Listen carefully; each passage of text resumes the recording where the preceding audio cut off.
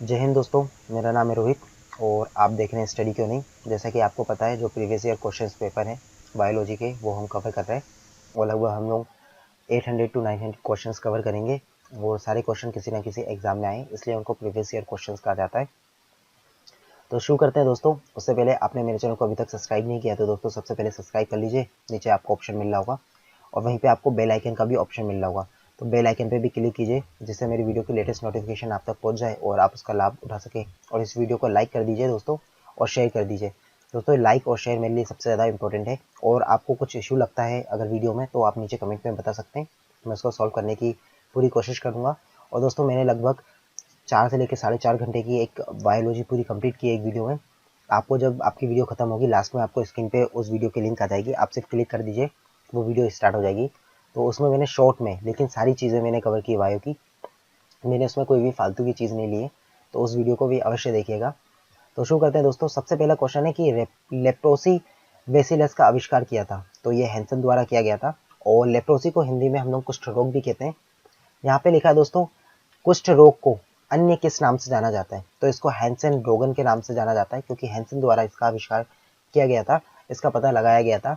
कौन सा bacteria pneumonia रोग का कारण है, तो इसमें दोस्तों जो कोकाई बैक्टीरिया होता है उसके कारण निमोनिया रोग हो जाता है। और ये सारी चीज़ें मैंने मिसलेनियस में कवर की है, आप प्ले लिस्ट में जाके देख सकते हैं मिसलेनियस पोर्शन, उसमें लगभग आपको बहुत सारी चीज़ें मिल जाएंगी।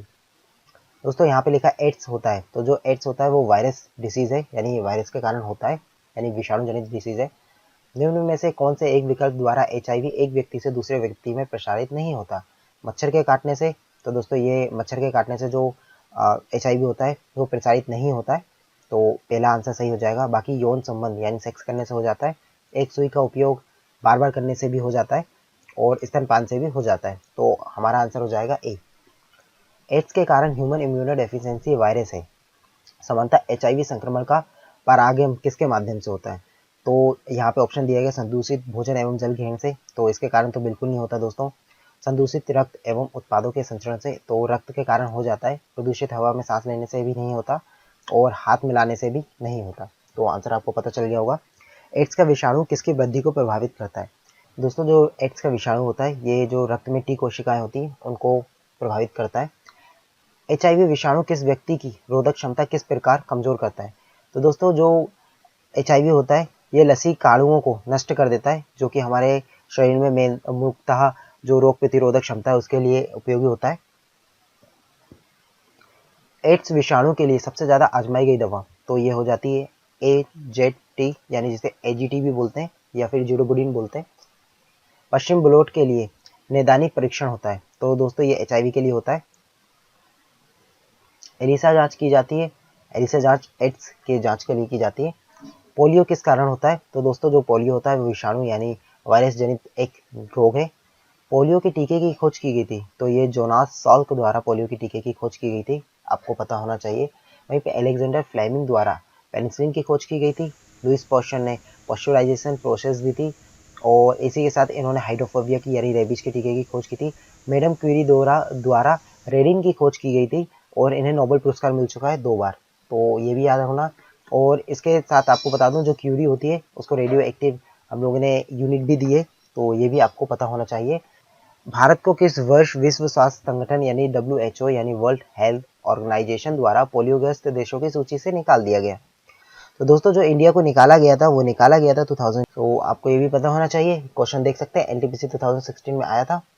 हड्डी तोड़ ज्वर को किस नाम से जाना जाता है, या फिर हड्डी तोड़ जो ज्वर यानी बुखार होता है समानता क्या है, तो ये हो जाता है दोस्तों डेंगू हो जाता है। डेंगू एक ऐसी डिसीज होती है जिसमें मच्छर के काटने के कारण जो वायरस होता है उसके कारण आपके बॉडी में जो प्लेटलेट्स होते हैं उनके काउंट काफ़ी कम हो जाते हैं और सही ट्रीटमेंट ना होने के कारण इसमें व्यक्ति की मौत भी हो जाती है। इसमें समानता जो पपीते के पत्ते होते हैं उनको उबाल कर पीने की बात सलाह दी जाती है जिससे प्लेटलेट्स काउंट इंक्रीज हो। डेंगू बुखार एक मच्छर जनित उष्णकटिबंधीय रोग है जो डेंगू विषाणु से होता है, तो इसको किस नाम से जाना जाता है, बैकबोन फीवर के नाम से जाना जाता है, जैसा कि हमने अभी थोड़ी देर पहले देखा। डेंगू बुखार में मानव शरीर में किसकी कमी हो जाती है, तो इसमें प्लेटलेट्स की कमी हो जाती है और बहुत ज़्यादा काउंट कम हो जाता है और सही ट्रीटमेंट ना होने के कारण मृत्यु भी हो जाती है। पीला बुखार मुख्य रूप से इंसानों के बीच किससे फैलता है, तो दोस्तों जो पीला बुखार होता है जिसे हम लोग पित्त ज्वार कहते हैं, ये मादा मच्छर के काटने के कारण फैलता है। और आपको मच्छरों के बारे में बता दूं, जो नर मच्छर होते हैं कभी भी किसी भी इंसान को नहीं काटते, या फिर किसी भी जानवर का जो ब्लड होते हैं उसको नहीं पीते, परंतु जो मादा होती हैं वो ही खून पीती हैं। डेंगू बुखार किस रोग वाहक द्वारा संचालित होता है? जो डेंगू बुखार दोस्तों होता है वो होता है एडीज इजिप्टी मच्छर द्वारा। आपको नाम पता होना चाहिए, एडीज इजिप्टी मच्छर द्वारा। तो यहाँ पे आपका जो सी ऑप्शन हो जाएगा वो सही हो जाएगा। पीलिया किसके संक्रमण के कारण होता है? तो दोस्तों जो पीलिया हो जाता है उसमें जो आपका यकृत यानी लीवर होता है उसके संक्रमण के कारण हो जाता है।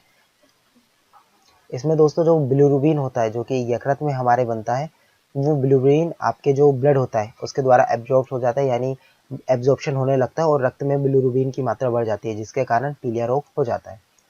पता होना चाहिए, इसको इंग्लिश में जॉइंडिस भी बोलते हैं। पीलिया रोग से रुधिर में निम्न में से किसकी मात्रा बढ़ जाती है? तो जैसे मैंने बताया बिलिरुबिन की मात्रा बढ़ जाती है। हेपेटाइटिस मानव शरीर के किस अंग को प्रभावित करता है? तो दोस्तों जो हेपेटाइटिस रोग होता है ये जिगर यानी जो लीवर होता है उसको प्रभावित करता है। किस प्रकार के रोगजनक जल जनित रोग हेपेटाइटिस ए का कारण बनता है? दोस्तों जो वायरल होता है वो हेपेटाइटिस का कारण बनता है। हेपेटाइटिस बी निम्नलिखित में से किसके कारण होने वाला संक्रामक रोग है जो यकृत को प्रभावित करता है? तो दोस्तों जो हेपेटाइटिस होता है वो वायरस जनित एक डिसीज है, तो आपको पता होना चाहिए। मेनिनजाइटिस रोग किसको प्रभावित करता है? तो दोस्तों जो मेनिनजाइटिस रोग होता है ये आपके मस्तिष्क को प्रभावित करने वाले एक रोग है। पता होना चाहिए आपको, ये सब मैंने मिसलेनियस में कवर किया है। और साथ ही जब मैंने डिसीज पढ़ाया था, डिसीज मैंने 2 पार्ट में पढ़ाया था, आप देख सकते हैं, आपको जो बायो की प्लेलिस्ट है उसमें मिल जाएगा। और नहीं तो आप पूरी कंप्लीट एक बायोलॉजी देख लीजिए, मेरी 5 घंटे की है, आपको ज़्यादा टाइम नहीं देना, 5 घंटे में आपकी बायोलॉजी कंप्लीट हो रही, इससे कोई अच्छी बात नहीं हो सकती। अगला क्वेश्चन है दोस्तों, एडवर्ड जेनर निम्नलिखित में से किस रोग से जुड़े हैं? तो दोस्तों जो एडवर्ड जेनर है इनके द्वारा चेचक की खोज की गई थी, चेचक के टीके की भी खोज की गई थी। तो आपको पता होना चाहिए चेचक होने का कारण है। तो दोस्तों जो चेचक होता है वो वेरियोला वायरस कारण होता है। तो आपको ये भी याद रखना है, वेरियोला वायरस चेचक से संबंधित है। किस रोग का पूरी तरह से उन्मूलन कर दिया गया है? तो दोस्तों जो चेचक रोग होता है इसका भारत में पूरी तरह से उन्मूलन किया जा चुका है। खसरा रोग का कारण क्या है? तो दोस्तों जो खसरा रोग होता है ये विषाणु जनित एक रोग है, यानी वायरस से होने वाला एक रोग है, पता होना चाहिए। निम्न में से कौन सा जानवरों का एक तीव्र वायरल रोग है जो मनुष्यों में एक संक्रमित जानवर के काटने से फैलता है? तो आपको पता है जो रेबीज रोग होता है वो पागल कुत्ते के काटने के कारण होता है, जिसको हाइड्रोफोबिया भी कहते हैं। इसमें जो इंसान होता है उसको पानी से डर लगने लगता है। तो आपको ये भी पता होना चाहिए। H1N1 किसके द्वारा होता है? तो दोस्तों जो H1N1 है ये विषाणु जनित एक रोग है, तो आपको पता होना चाहिए। निम्न में से कौन सा वर्ल्ड फ्लू वायरस है जिसे एवियन फ्लू वायरस भी कहते हैं? तो दोस्तों जो बर्ड फ्लू वायरस होता है इसको हम लोग मुख्यतः H5N1 के नाम से जानते हैं। तो आपको पता होना चाहिए H5N1 को हम लोग बर्ड फ्लू वायरस कहते हैं। जापानी इंसेफ्लाइटिस का कारक होता है। तो दोस्तों जो जापानी इंसेफ्लाइटिस होता है यह एक विषाणु जनित रोग है। तो आपको ये भी पता होना चाहिए जीका वायरस किसके द्वारा मनुष्य में संचारित होता है? तो दोस्तों जो जीका वायरस होता है वो मच्छर के द्वारा होता है। और दोस्तों यदि कोई मादा गर्भवती है और उसको अगर जीका मच्छर काट ले तो उसके बच्चों में विकृति उत्पन्न हो सकती है। तो इतना खतरनाक ये एक जीका वायरस होता है, तो आपको पता होना चाहिए।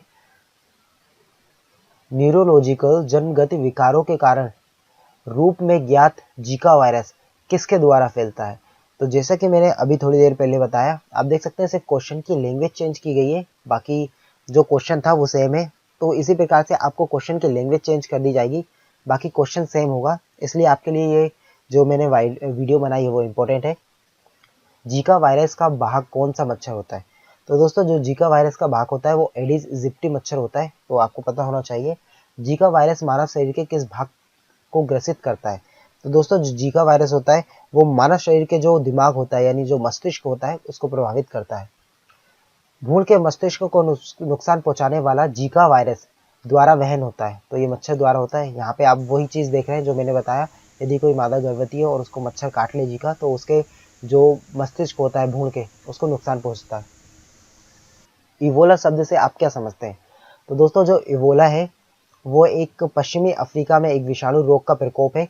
सो आपको ये भी पता होना चाहिए। और इसका नाम जो अफ्रीका है वहाँ पे एक नदी बहती इबोला, और जिसके निकट सबसे पहले इस वायरस की खोज की गई थी, तो उसके नाम पे रखा गया है। तो आपको ये भी थोड़ा बहुत नॉलेज होना चाहिए।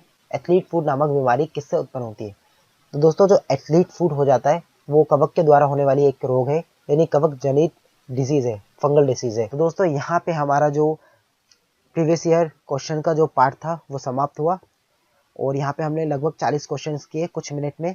और आप देख सकते हैं सारे क्वेश्चंस किसी ना किसी एग्जाम से रिलेटेड थे। वीडियो अच्छी लगी तो सब्सक्राइब कीजिए चैनल को, बेल आइकन पे भी क्लिक कीजिए, लाइक कीजिए, शेयर कीजिए। और आपको कुछ लगता है कि इसमें कुछ और मुझे सुधार करने की आवश्यकता है तो आप कमेंट में लिख के बता सकते हैं। मैं पूरी कोशिश करूँगा वो सुधार करने की। मिलते हैं दोस्तों नेक्स्ट वीडियो में। जय हिंद।